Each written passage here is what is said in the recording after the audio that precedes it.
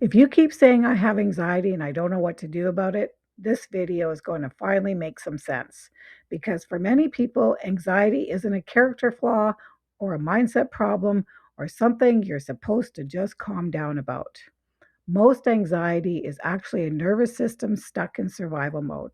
So today I'm going to walk you through some clear signs that your nervous system is dysregulated and how to start working through anxiety in a way that will actually help you. So some of these signs might feel uncomfortably accurate, but that's a good thing. It means we're getting somewhere. So let's begin. Sign number 1, you feel you're always on edge, even when there's nothing wrong. If you live with that constant feeling of something is about to go wrong, I can't relax and I don't know why, I'm waiting for bad news, I feel tension even on my days off, well, that's not just anxiety. That's your nervous system stuck in a high state alert. Anxiety is not the problem. It's an alarm system. So your body is trying to warn you about the dangers that no longer exist. So what helps? Predictability. So starting with small routines, consistency, and your nervous system calms when it knows what to expect. So sign number 2 is you can swing from overwhelmed to shut down. So people with dysregulated nervous systems often say, I'm either doing everything or nothing at all. And that's because your body keeps bouncing between being overstimulated. So anxiety, pressure, racing thoughts, and then freeze mode, where we go into numbness, no motivation, or just simply zoning out. And so that isn't laziness or weakness. It's your system trying to protect you when it gets overloaded. So what can help you? So if you feel overwhelmed, slow down the breathing, grounding. So stepping outside, feeling your feet on the ground. And if you feel shut down, do some gentle movement. So maybe it's some music. Maybe it's feeling some warmth, wrapping yourself in a warm blanket. Maybe it's having some more light. So remember, we don't force the body. We meet it where it's at. So your emotions, if they feel too big or completely absent, anxiety often shows up as we cry easily, we're irritable, we're feeling emotionally full. We could be snapping quickly. Or on the opposite side, we can feel nothing. We can feel disconnected, feeling numb, but not depressed. So both are forms of anxiety.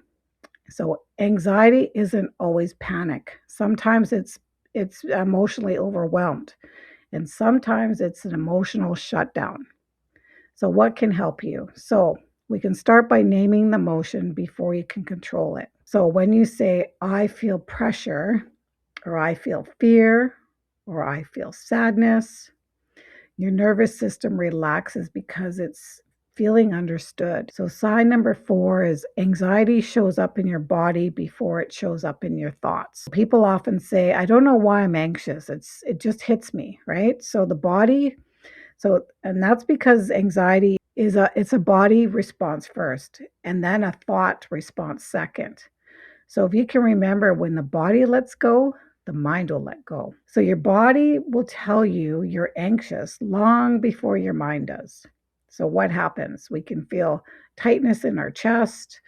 A lot of times I hear, oh, my stomach's in knots. We get shaky hands. We get tension in the jaw. Sometimes difficulty breathing. I hear a lot of times I just can't take deep breaths. I'm breathing up in my upper chest. We get fidgety. We feel a sense of pressure, maybe feeling hot or restless. None of these are random. It's your nervous system dumping stress hormones because it believes you're unsafe. So what can help? So respond to the body first. Before changing your mindset, go into the body. So taking long exhales, slowly unclenching your jaw. Maybe it's shaking your hands out. Maybe it's stretching your back, opening your chest, right? When you calm the body, the mind will follow. So sign number 5 is you can't make simple decisions. If anxiety makes you freeze when choosing, okay, so when you're choosing what to eat, or what email to answer, or where to start, or what task matters the most, it's not indecision. It's cognitive overwhelm.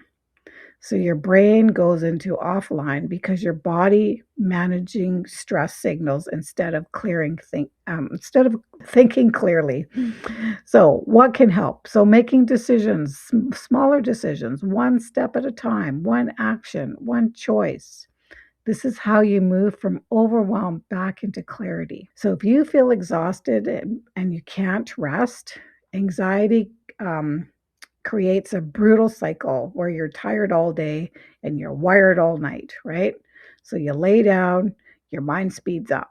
You breathe slow, your heart stays fast. Why? Because your nervous system thinks rest equals vulnerability. So what can help this? So setting a micro reset, right? So your body won't leap from deep rest, but it will accept small movements. So taking a 1 minute of slow breathing, dimming the light, softening the music, maybe it's rocking, teaching the body safety before you ask it to rest. So sign number 7 is your reaction doesn't match the situation. So anxiety amplifies everything.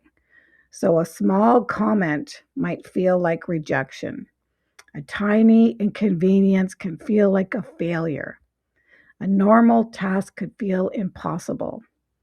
Someone else's tone might feel like criticism. This isn't overreacting. It's your nervous system remembering old fear and applying it to new situations. What helps? Ask your body, what do I need right now to just feel 2% calmer?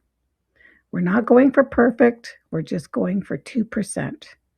And that is enough to interrupt the anxiety spiral. So tell me this, when anxiety hits you, what shows up first? Is it A, tightness in the body, B, racing thoughts, C, overwhelm, D, emotional shutdown, or E, irritability? So if you comment A, B, C, or D, or E, your voice might help someone else feel less alone.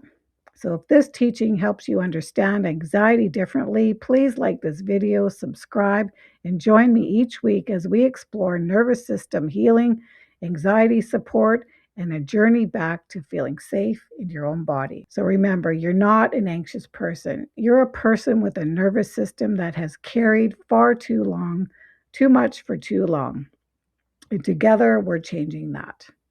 So thanks for listening, and I'll see you in the next video.